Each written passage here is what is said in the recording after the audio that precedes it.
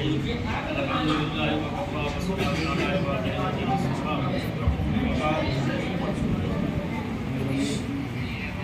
اذان کلام کے درمیان نماز کے سلسلے میں گفتگو ہوئی تھی، لہذا اسی سے ربط رکھتے ہوئے دو چار باتیں آج ہمارا اہم موضوع جو ہے وہ نمازی کے لباس کے سلسلے میں ہے کہ نمازی کا لباس کس طریقے سے ہونا چاہیے۔ اس سے قبل ہم قبلے کے بارے میں کچھ جانیں گے۔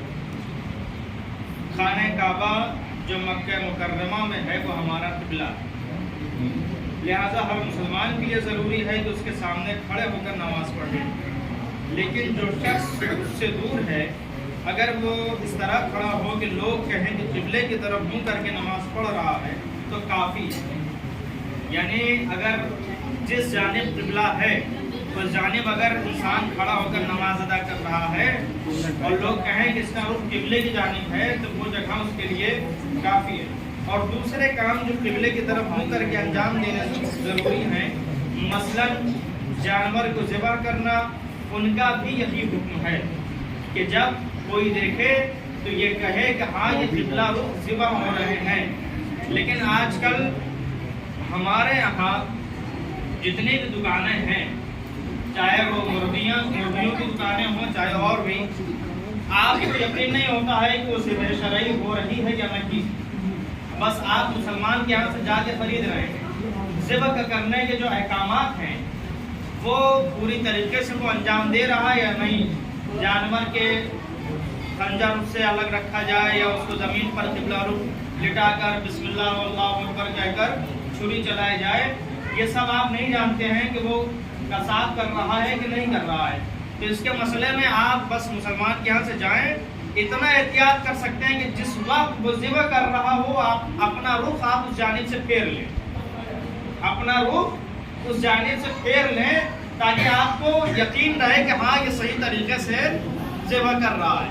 اگر آپ اپنی آنکھ سے دیکھ رہے ہیں، نہ وہ اللہ کا نام لے رہا ہے بلکہ گردن کاٹ کے چاہے جس طریقے سے کھڑے ہو کے چاہے جدھر اٹھ کر کے اگر جانور کو ذبح کر رہا ہے تو پھر وہ اس اعتبار سے جائز نہیں قرار پائے گا۔ لہذا جب بھی ذبح ہو اپنا رخ آپ اس جانب سے پھیر لیں، بس اتنا معلوم رہے کہ ہاں مسلمان کیا سے لے رہے ہیں، وہ اللہ کے نام پہ ذبح کرتا ہے، ہم اللہ کے نام کا ذبیحہ کھا رہے ہیں۔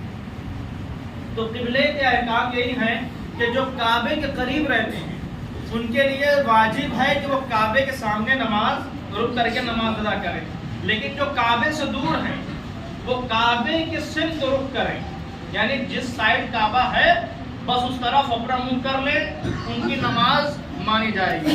اچھا، سمتوں کے بارے میں جو یہ اختلافات رہتے ہیں کہ ذرا سا ادھر ذرا سا ترچھا، ایسا کوئی مرحلہ اور مسئلہ نہیں ہے، بس کعبے کے سمت رخ ہونا چاہیے۔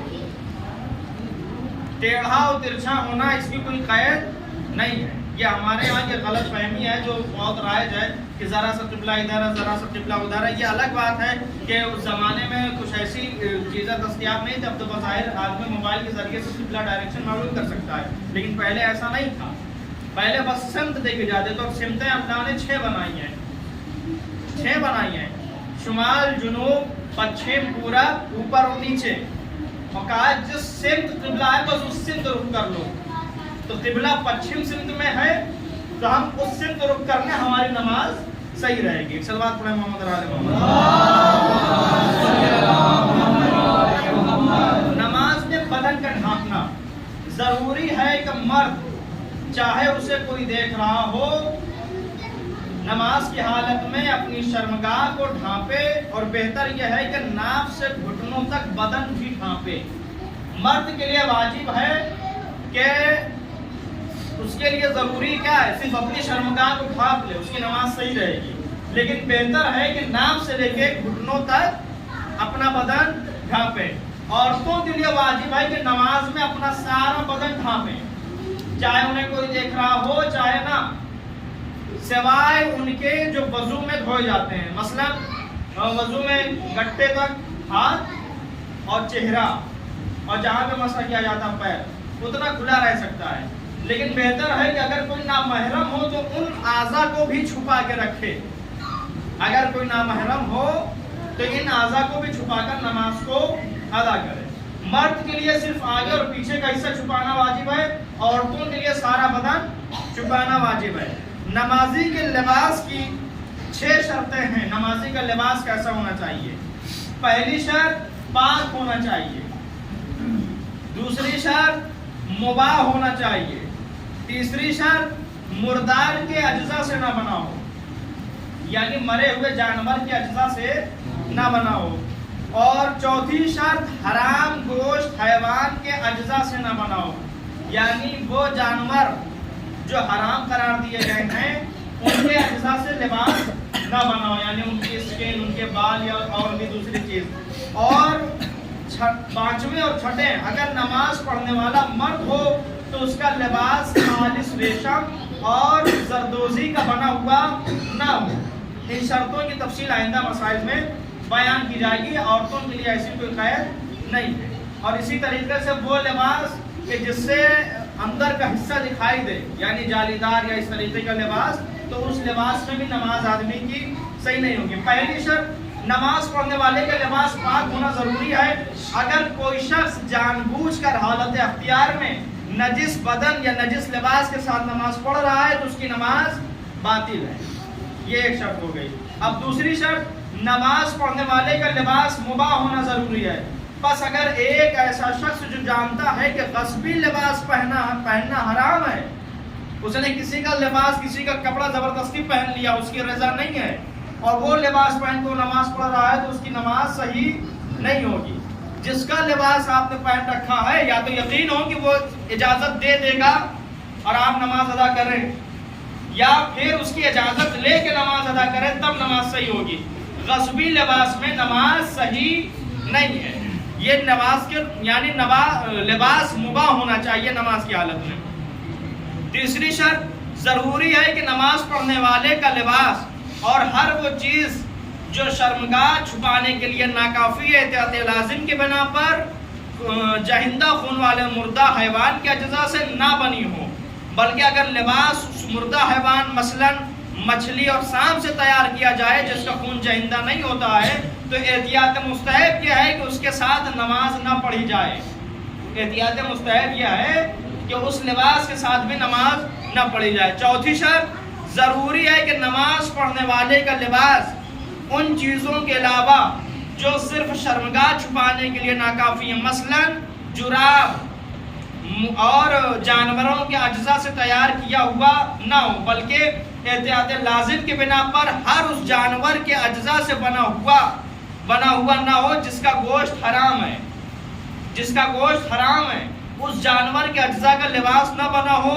اسی طرح ضروری ہے کہ نماز پڑھنے والے کا لباس اور بدن حرام گوشت جانور کے پیشاب، پخانے، پسینے، دودھ اور بال سے آلودہ نہ ہو، لیکن اگر حرام گوشت جانور کا ایک بال یا اس کے لباس پر لگا ہو تو کوئی حرج نہیں ہے۔ اب مثال کے طور پر ہمارے یہاں ہر گھر میں بلیاں پالی جاتی ہیں، بلی حرام گوشت جانور ہے، لوگ اس کو کھلاتے بھی ہیں، گود میں بھی لیتے ہیں، اس کے کئی سارے بال کپڑوں پہ لگے رہتے ہیں، تو اس لباس میں نماز صحیح نہیں ہے۔ اگر ایک آدھ بال لگا ہوا ہے تو صحیح ہے، کوئی حرج نہیں ہے، لیکن اگر ایک سے زیادہ لگا ہوا ہے تو اس لباس میں نماز صحیح نہیں ہے۔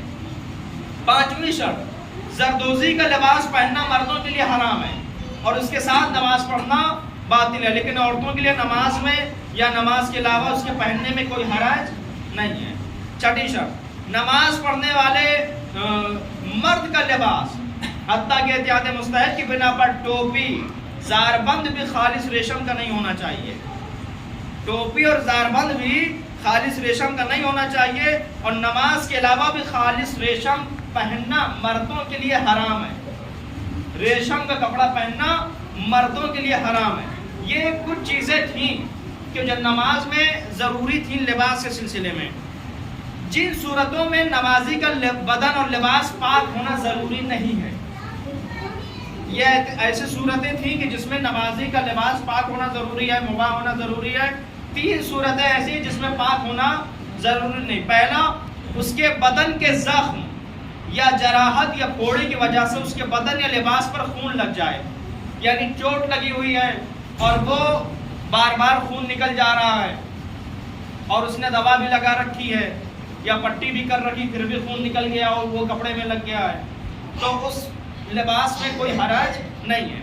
اس کے بدن کے لباس پر درہم جس کی مقدار تقریباً انگوٹھے کے اوپر والی گرہ،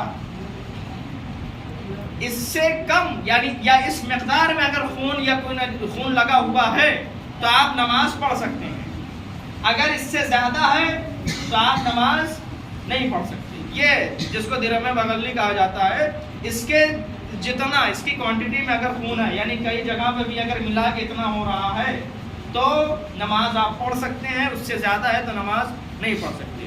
وہ نجس بدن یا لباس کے ساتھ نماز پڑھنے پر مجبور ہو، تیسری شرط، یعنی مجبور ہے، نہ بدن پاک کر سکتا ہے، نہ لباس پاک کر سکتا ہے، نہ کہیں سے پاک لباس ارینج کر سکتا ہے، تو اسی حالت میں نماز پڑھ سکتا ہے۔ اب جلدی جلدی مستحب اور نماز کی مستحبات اور مکروہات سن لیں، پھر آپ کی زحمت تمام۔ چند چیزیں نمازی کے لباس میں مستحب ہیں، جن میں تحت الحنک کے ساتھ امامہ باندھنا، یعنی جو امامہ لگاتے ہیں اس طریقے سے نکال کے ایک سائڈ سے پیچھے کاندھے پہ ڈال دینا، یہ مستحب ہے۔ تیسرے عبا پہننا نمازی کے لباس میں مستحب ہے۔ سفید لباس پہننا مستحب ہے۔ صاف ستھرا لباس پہننا مستحب ہے۔ خوشبو لگانا مستحب ہے، اور عقیق کی انگوٹھی ہاتھ میں پہننا یہ مستحب ہے۔ مکروہات کیا ہیں؟ چند چیزیں نمازی کے لباس میں مکروہ ہیں، جن میں سے سیاہ کالا کپڑا پہننا، میلا اور تنگ لباس پہننا یعنی چھوٹا لباس پہننا، شرابی کا لباس پہننا، یا اس شخص کا لباس پہننا جو نجاست سے پرہیز نہ کرتا ہو، یعنی جب دیکھو کھڑے ہو کے پیشاب کر لے رہا ہے یا نجس چھینٹا اس کے اوپر آ رہا ہے، اس کو کوئی پرواہ نہیں ہے، اس کا لباس پہننا مکروہ ہے۔ اور ایسا لباس پہننا جس پر چہرے کی تصویر بنی ہو مکروہ ہے۔ اس کے علاوہ لباس کے بٹن کھلے ہونا وہ بھی مکروہ ہے۔ ایسی انگوٹھی پہننا جس پر چہرے کی تصویر بنی ہو مکروہ ہے۔ نماز میں سیاہ لباس پہننا مکروہ ہے، لیکن عزائے امام حسین علیہ السلام میں مکروہ نہیں ہے۔ صلوات پر محمد